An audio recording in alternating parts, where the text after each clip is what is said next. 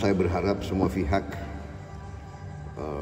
mengerti ini untuk tujuan yang besar. Jadi kita waspada, janganlah ya mungkin ada dalam setiap persaingan pasti ada yang kecewa ya tidak mencapai hasil-hasilnya yang diinginkan. Tapi selalu saya kira kita harus kedepankan kepentingan bangsa dan negara. Rakyat kita menuntut seperti itu. Rakyat kita menuntut semuanya harus untuk kepentingan yang besar, kepentingan rakyat, kepentingan masa depan, kepentingan anak-anak dan cucu-cucu kita. Saya kira itu jawaban saya. Saya percaya bahwa masalah-masalah yang kurang baik ini akan bisa kita atasi dengan sebaik-baiknya. Pak, saya penasaran Pak, kalaupun hasilnya nanti sesuai dengan ekspektasi Bapak, which is Bapak menang, apa sih Pak hal pertama yang akan dilakukan oleh seorang Prabowo Subianto? Ya kita tunggu dulu hasil yang baik ya, kita dulu tunggu hasil. Bapak izin baru, Bapak, ya. Ini kan banyak sekali yang menuduh-nuduh Bapak gitu, banyak sekali tuduhan negatif. Bapak gimana cara menyikapinya Pak dalam hal pilpres ataupun pemilu ini Pak? Kalau Anda belajar sejarah ya, dalam sejarah demikianlah risikonya dalam sejarah karena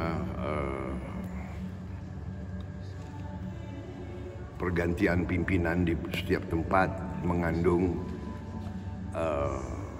ada yang berhasil dan ada yang tidak berhasil. Itu satu. Kedua, negara sebesar kita, negara sekaya kita, negara sepenting kita, pasti banyak yang melirik. Jadi yang kita waspada adalah janganlah kita masuk perangkap suatu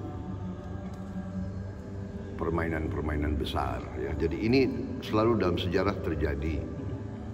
Jadi saya anggap itu biasa ya. Jadi kalau tidak bisa bunuh orangnya, bunuh reputasinya, bunuh namanya, bunuh karakternya ya. Saya kira itu ya, itu kita sudah mengerti lah. Ini kan bukan pemilu pertama kalinya untuk Bapak ya Pak. Ya, saya, itu sudah bagi saya nggak ada masalah itu. Oke, tapi untuk suasana pemilu yang penting rakyat. Saya yang penting rakyat, saya nggak peduli orang. Pasti dia orang yang takut sama saya kan pasti cari semua. Apa sih takutnya dengan saya? Saya ingin menegakkan kebenaran kok mereka takut.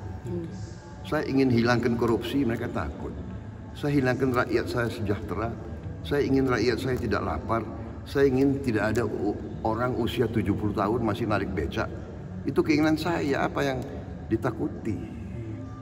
Saya nggak takut kok. Saya membela kebenaran. Saya tidak perlu apa-apa lagi. Saya hanya mau bela kebenaran. Saya tidak mau lihat ada orang miskin di Indonesia, itu keinginan saya. Ya. Bapak ini kenapa memilih untuk berenang Pak? Masih deg-degan nggak sih Pak? Saya pasrah. Apapun keputusan yang Maha Kuasa saya terima. Pak Prabowo tadi pas Bapak nyoblos, pas banget nih Pak Jokowi juga nyoblos. Janjian nggak Pak? Enggak janjian. Nggak janjian Pak. Mungkin sudah satu frekuensi, sudah satu hati, jadi ya begitu. Bapak kenapa memilih berenang Pak? Emang udah sering ya Pak? Ya ini berenang ini karena saya punya masalah dengan kaki saya, kaki kiri. Jadi saya itu sudah nggak bisa lagi yang berat-berat, apa istilahnya lari. Jadi berenang yang paling bagus bagi saya, dan ternyata berenang ini saya bisa merenung di air. Teman-teman wartawan boleh pinjam Pak? Teman-teman wartawan boleh berenang sini Pak? Ya nanti di screening dulu. Kalau wartawan yang nakal enggak. Kita nakal nggak Pak? Kita nakal nggak Pak? Kadang-kadang nakal. Berapa lama kalau berenang Pak kalau Bapak sendiri? Tergantung waktu yang saya tersedia. Biasanya kalau bisa 1 jam ya.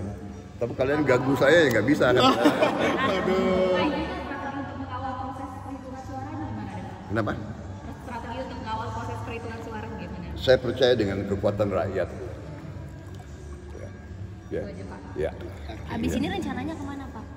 Habis ini saya akan turun ke Jakarta sebentar lagi. Pak, Ya. boleh duanya sekali lagi Pak? Wah udah bersih. Pak Bowo sekalian ngucapin makasih ya Pak, udah sering ngajak kita keliling. Terima kasih. Bapaknya makasih ya Pak. Terima kasih ya. Iya, sehat-sehat ya Pak. Terima kasih semuanya. Minta maaf kalau ada apa-apa ya. Nggak Dan apa-apa saya. Pak. Terima kasih ya Pak. Terima kasih Pak. Selamat berenang.